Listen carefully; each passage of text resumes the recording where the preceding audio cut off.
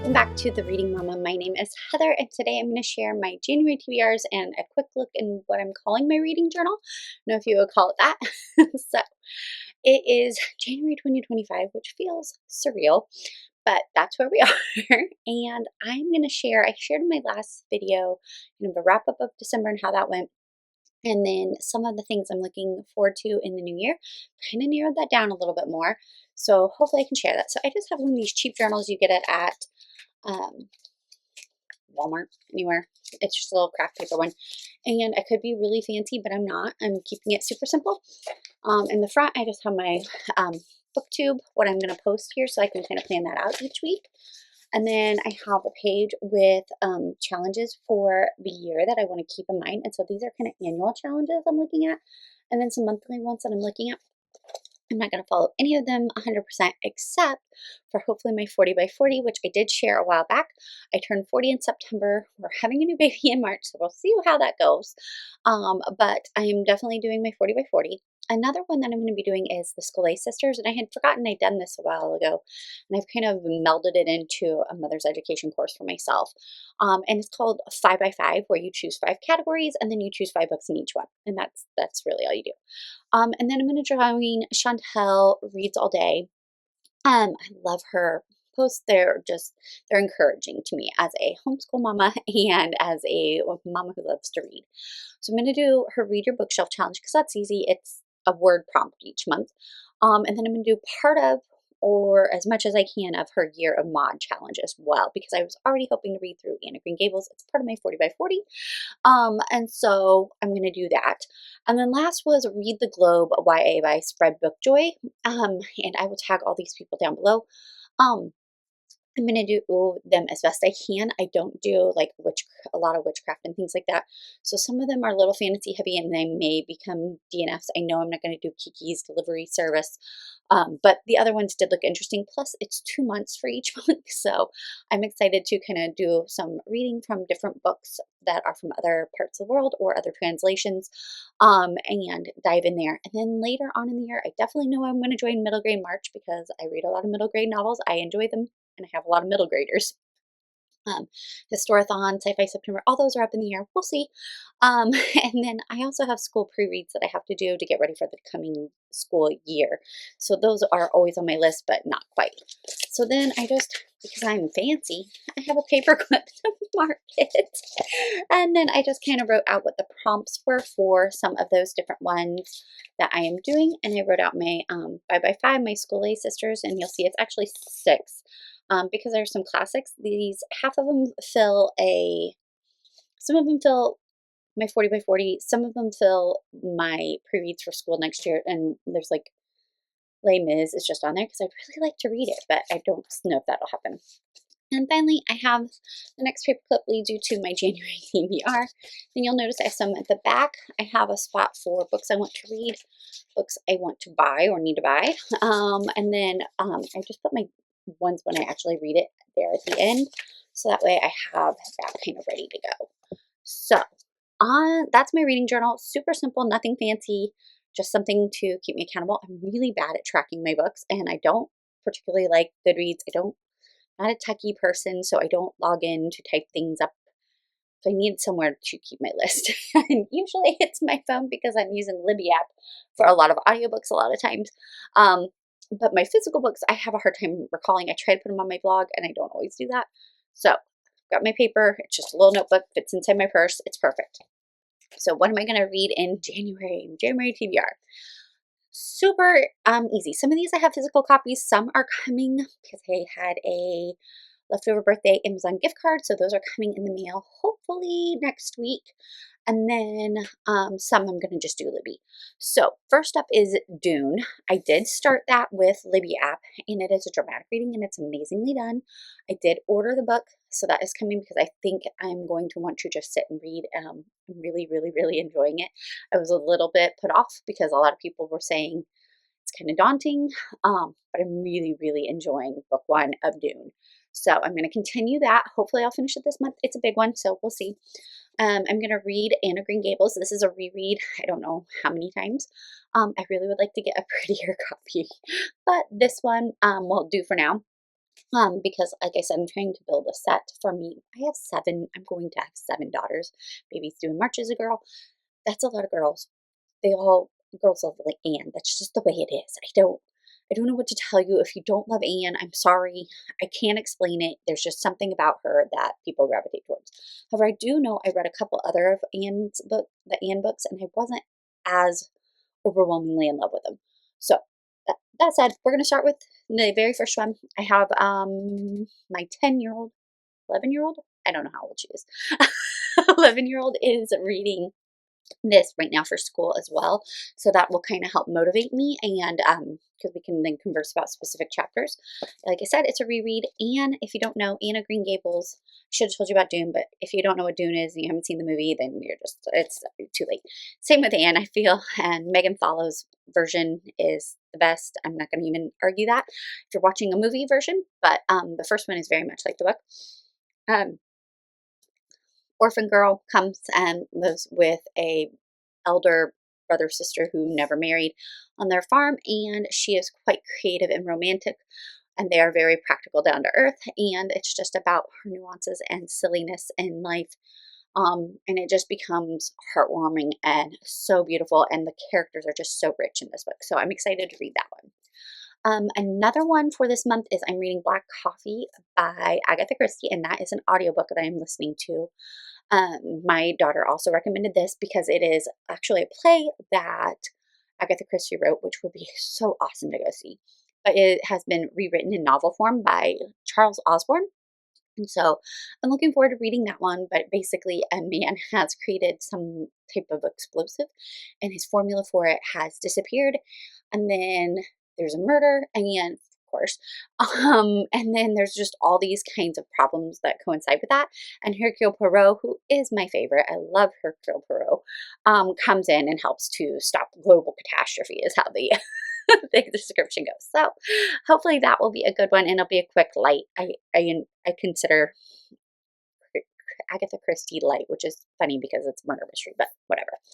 I'm going to finish, hopefully, the Advent of the Lamb of God. I'm really enjoying this, but I just didn't get it done during the Advent season. That's okay, because Jesus is still king all year round. So I'm going to continue reading this. I'm really enjoying his writing style, very story format of basically the lineage of Christ. And I'm enjoying that version of this. So I'm going to continue reading that. Let's see here. What else is on? Habits for a Sacred Home. I do hope to start this by Jennifer Pepito. Last month I read her first book, Mothering by the Book, and it was amazing, just phenomenal. Not just for a homeschool mom or a book loving mom, especially if you're a book loving mom, you will love it. But it was just so encouraging in the Lord and pursuing his ways. And so I'm really excited for this one. 9 practices from history to anchor and restore modern families. And so she's looking at some historical figures and things that they did, and how that can help us to create better, more God-centered homes. So I'm excited for that one. I'm also hoping, and I'm getting this from the library, Lord willing, or Libby app, whichever comes first, the Forgotten Book, and that's part of that Around the World YA. And it's basically a popular girl finds a book, and anything she writes in it comes true. Someone tries to take it from her, and then trouble ensues. Some handsome character comes in to help her along the way. I'm intrigued by it. It looks very interesting. We'll see. And this is a translation, and I don't remember who is by. I didn't write any of that down.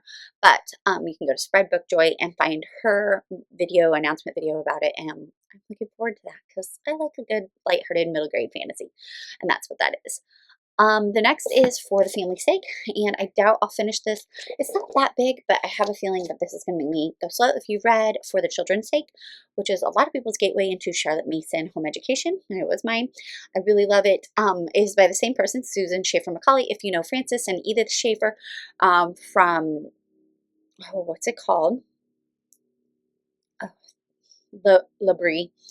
Then this is their daughter. And she just, in the first book, she did such a wonderful job of letting you know how to, as a parent, really engage with your children and find what is best for them and to seek the Lord's will along the way. This is a very similar thread, but for the whole family. Let's see here. It is the secure environment that allows our hearts to develop, a haven of growth, quiet, and rest, the place where we love and are loved. And so that's what kind of home we are looking for and trying to build. And so I'm excited to read that, but I feel like I'm going to probably have to slow down on that one to read it. Um, Next up is It Starts With Food, which is a reread. I lost my beautiful copy, my original copy, to a mold epidemic last year. That's kind of the story of a lot of things, especially I lost all, ironically, lost all of my health and herbal books. Yes. So I'm reading this, which is great. I'm hoping it'll help me get in a better mindset food wise. Kind of been a rough year, so it's just been like a free for all. And it's great to revisit these. Plus, I want to use it with my high schooler for some school lessons. So it's really good. And you see me starting to tab it. And I really do enjoy this book. I think it's a great health book, even if you aren't going to do the Whole30 diet with it.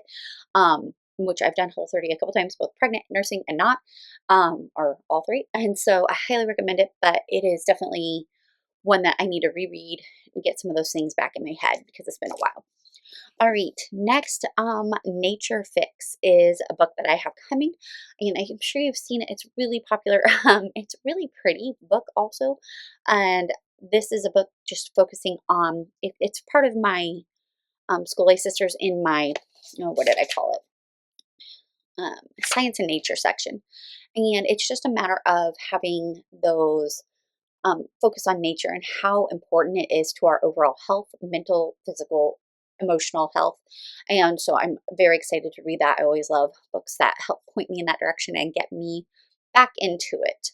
And then another one that is on my School Life Sisters one is A Chance to Die by Elizabeth Elliot, which is not like the most heartwarming title, but it is a biography of Amy Carmichael, who is a beloved Christian hero in this house. My oldest really loves her.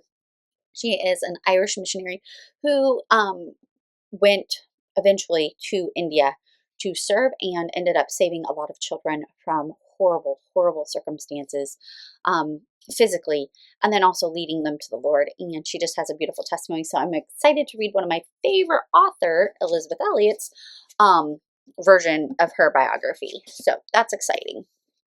Other books that I hope to get to but might not, and that's because they're on my pre-reading list for school for next year, include Uncle Tom's Cabin.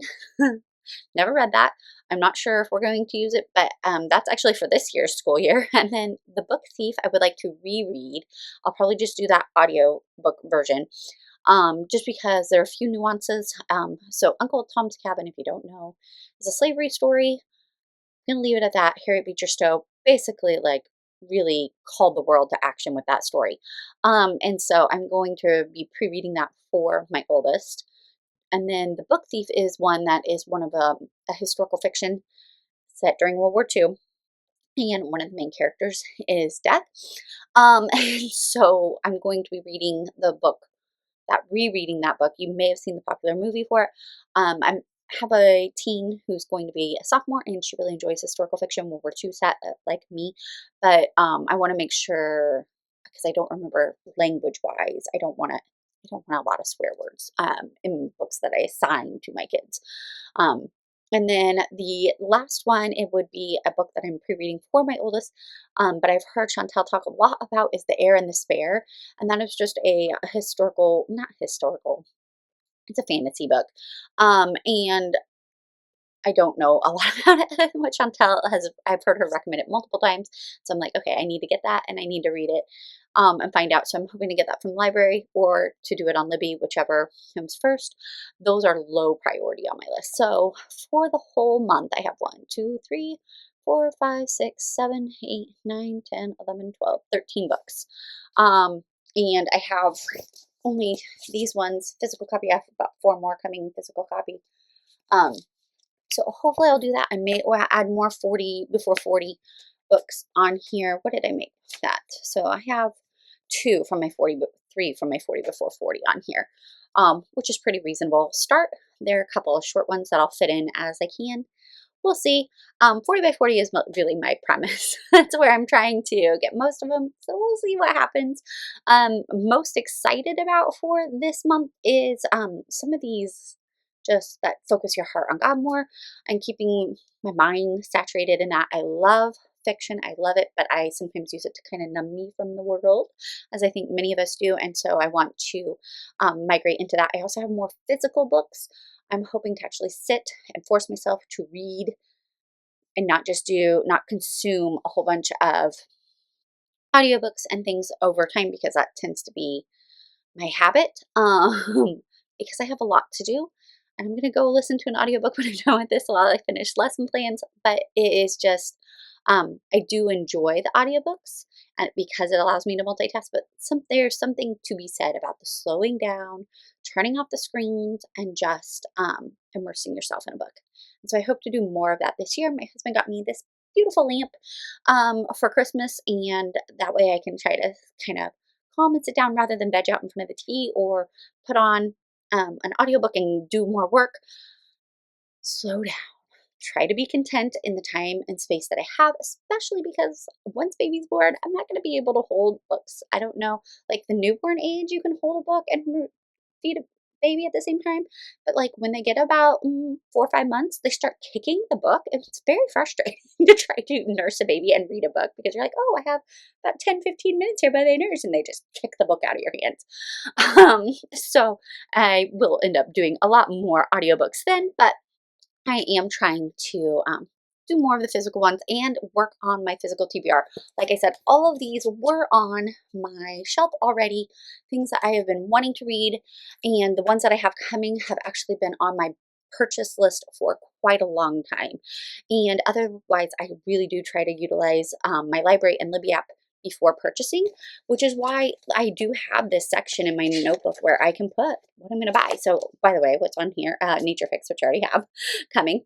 Gold Rush Girl by Avi was really something I only got partway through and enjoyed. Nutcracked and Nancy and Plum were Christmas books that we got from the library that my children requested we get for next year. So I'm really excited to have that. And then I won't put school books in here, and it'll just be books that, we really want for fun. And so I will look for good deals on them. And then I like to have a list of books to read. So on here right now is The Irregulars, which is about Roald Dahl and the other one, Ian Fleming, and their work in World War II, which just like intrigues me, but I don't have time for right now. And The Last Murder at the End of the World sounded very interesting when Krista at Books and Jams was discussing it. And so I just hope to kind of keep it simple, but keep it all close and where I can utilize it and actually make it do, because sometimes I get a little over fussy about making it fancy and then I don't use it. So quick, simple, to the point this year. So yeah, I think I've rambled now for a while. I might cut all this out. Thank you so much for watching, and happy reading this January.